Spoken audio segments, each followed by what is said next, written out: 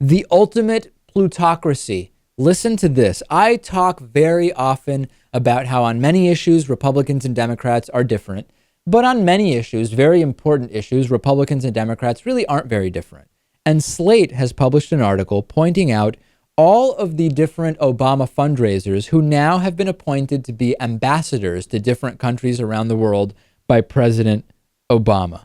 It is not necessary to be a U.S. ambassador to speak the native language of the country where you would like to be placed, or even to have ever visited the place. It appears that if you are able to gather to be a bundler, someone who bundles donors for a president, that's really the best way to be appointed ambassador. And there's a list of President Obama's 23 so-called bundlers who he has nominated to diplomatic posts around the world. Here's a couple.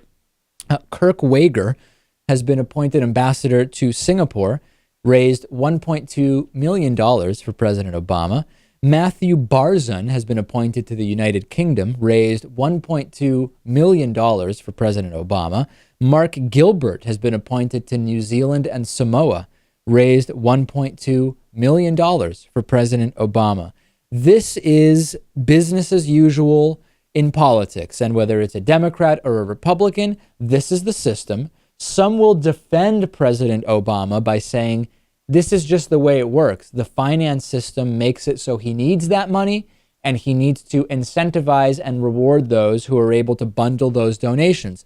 That's fine, but we have to be honest and make the exact same exculpatory statement about a Republican. We can't pick sides on this because it is such an like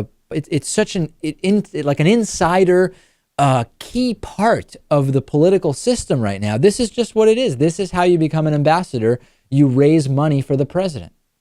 This is funny. I mean, it's kind of like gambling in a way, because presumably you give someone money because you want them to become president. Right. And, well, congratulations, they became president. But now you're seeking ambassadorship as part of this. So it's kind of like gambling, because you're betting on President Obama, but had Mitt Romney won, you would not be that ambassador, would you? No, and some are defending this by saying these are the countries where it kind of just makes sense. You're sending someone there who did a really good job raising money for you.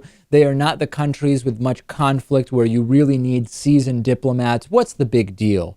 And okay, I mean, if that's your point of view, if you really just don't care about this, don't care about the fact that this entire mechanism of fundraising and then giving these great plum appointments to people around the world is just kind of part of the status quo and not a big deal, then I would encourage you to look at so many of the other areas where the campaign finance system is creating problem after problem after problem. Fox News, I'm sure, could spin this to criticize President Obama a different way. Maybe the headline would be, President Obama continues deportation of the 1%, or something like that, of, I guess, the people who are bundling all this money for him. A society ruled and dominated by a small minority of the wealthiest citizens. That is what we have. Let's take a break. We'll talk to Christopher Petrella next.